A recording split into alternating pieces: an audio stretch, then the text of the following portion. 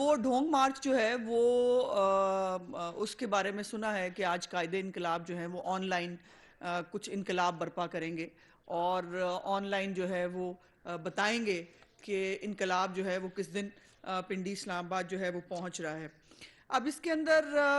ایک دو باتیں بڑی امپورٹنٹ ہیں جو اس ڈھونگ مارچ کے حوالے سے سامنے آ رہی ہیں، جس میں خاص طور پر جو واقعہ ہوا فائرنگ کا عمران خان صاحب کے اوپر، جس کے اوپر ہمیں جو ہے وہ پتہ چلا کہ ایک گولی لگی ہے، پھر دو گولیاں لگی تھیں، پھر تین لگیں، پھر چار لگیں، اور پھر جو ہے وہ الٹیمیٹلی بتایا گیا کہ جی گولیاں نہیں تھیں، وہ فریگمنٹس تھے، اور آج بھی وہ فریگمنٹس ٹکڑوں کو کہتے ہیں، اور آج بھی جو فریگمنٹس ہیں وہ گولیاں کر کے بیچے جا رہے ہیں، اور وہ بیچتے بیچتے جو ہے عمران خان صاحب کی چند ٹکڑے لگنا جو ہے وہ واویلا ہے، اس کے اوپر بڑا ظلم ہو گیا، جی بڑا یہ ہو گیا، بڑا وہ ہو گیا، لیکن اس فائرنگ کے نتیجے میں جو ہے وہ یا چند لوگوں کو، میں نے آپ کو پچھلی دفعہ بھی پوری ایف آئی آر جو انہوں نے یہ چاہتے ہیں درج کروانے کے لیے،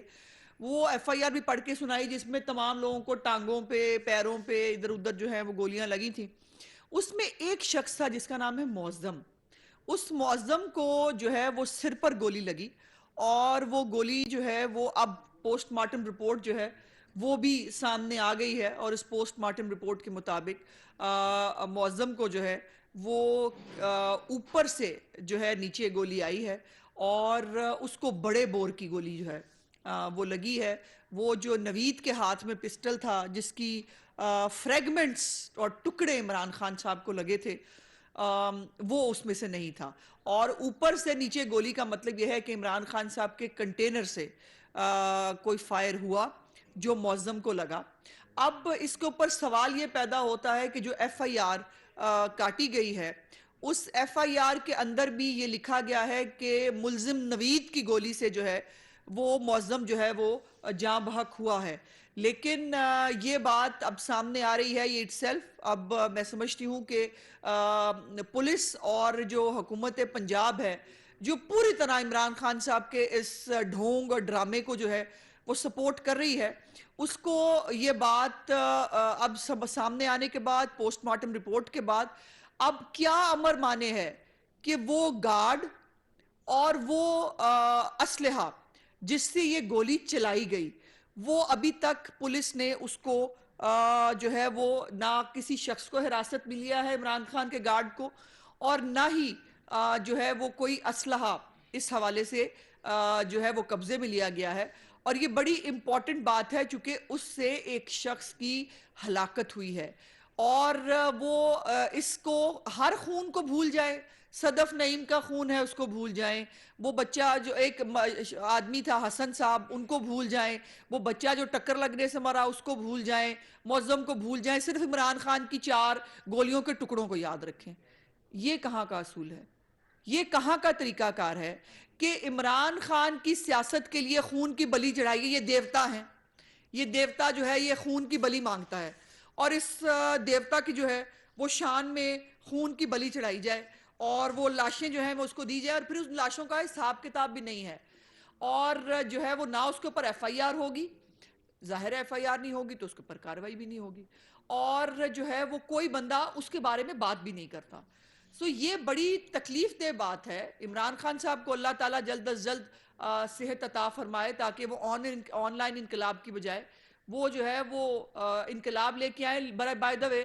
وہ بھی آپ نے دیکھا کہ عمران خان صاحب کی یادداشت کھوئی ہوئی تھی، میں نے تو اس دن بھی کہا وہ گجنی بنے ہوئے تھے، ان کو یاد ہی نہیں تھا کہ امریکہ سپر پاور ہے، اب ان کو اچانک انٹرویو کے دوران یاد آیا ہے کہ امریکہ سپر پاور ہے اور سپر پاور سے ان کو نہیں لڑنا ہے۔ کل تک وہ جو ہے وہ پوری قوم کو یہ بتا رہے تھے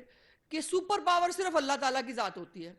اور تو کوئی سپر پاور ہوتا نہیں، اور ہم نے امریکہ کے ساتھ لڑنا ہے۔ آج عمران خان صاحب جو ہیں ان کو تازہ تازہ پتا چلا ہے کہ امریکہ، ابھی میرا خیال ہے شاید ہوا ہی امریکہ 2 دن پہلے جو ہے سپر پاور ہوا ہے، جو عمران خان کو پتا چلا، اور ساتھ ہی میں ان کو اس غلطی کا بھی احساس ہو گیا کہ روس جانا ان کی بہت بڑی غلطی تھی، اور یہ غلطیاں جو ہیں جس کے اوپر انہوں نے پورا حقیقی آزادی کا ایک نریٹو رکھا۔ اب میرا سوال یہ ہے کہ بھائی اسلام آباد کیا کرنے جا رہے ہو؟ کون سی کی آزادی؟ اب خدا کا واسطہ ہے، شرمندگی، کہیں تو تم لوگوں کو شرم آ جائے، اب حقیقی آزادی کا نام ہی بدل دو۔ اب کس سے آزادی لینے جا رہے ہیں یہ؟ اور کون سی حقیقی آزادی؟ حقیقی آزادی تو آپ نے ڈبے میں پیک کر کے بھجوا دی، اور آپ نے بتا دیا کہ امریکہ سپر پاور ہے اور اس کے ساتھ آپ کو لڑنا نہیں ہے، تو پھر حقیقی آزادی کا ڈھونگ کرنے کی ضرورت کیا ہے؟ اور یہ حقیقی آزادی جو ہے، اس کے اوپر جو انویسٹمنٹ عمران خان صاحب کے اس پالیٹکس کے اس آخری جو میں نے کہا کہ جوئے کو آگے لے جانے کے لیے جو انویسٹمنٹ ہو رہی ہے، یہ وہی انویسٹمنٹ ہے جو عمران خان صاحب نے ہمارے جو سرٹیفائیڈ صادق اور امین بنا پھر رہا تھا، اس نے جو ہے وہ جو ڈکیتیاں کی، توشہ خانہ کو میں عام آدمی کو بتانا چاہتی ہوں کہ توشہ خانہ پچھلے جو دور حکومت ہے ریاست مدینہ، جس کی عمران خان بات کرتے کرتے تھکتے نہیں ہیں، وہ ریاست مدینہ میں توشہ خانہ کو بیت المال کہا جاتا تھا۔ اور بیت المال کے آپ کو یاد ہے عمران خان صاحب حضرت عمر فاروق کی اگزامپلز دے کے حکومت میں آئے تھے، وہ بتایا کرتے تھے چادر کا سوال ہوگا، آج عمران خان سے گھڑیوں کا سوال ہو رہا ہے، گھڑیوں کے پورے سیٹ کا سوال ہو رہا ہے، اور اب گھڑی نہیں ہے، پتہ نہیں کتنی 3-4 گھڑی ہیں،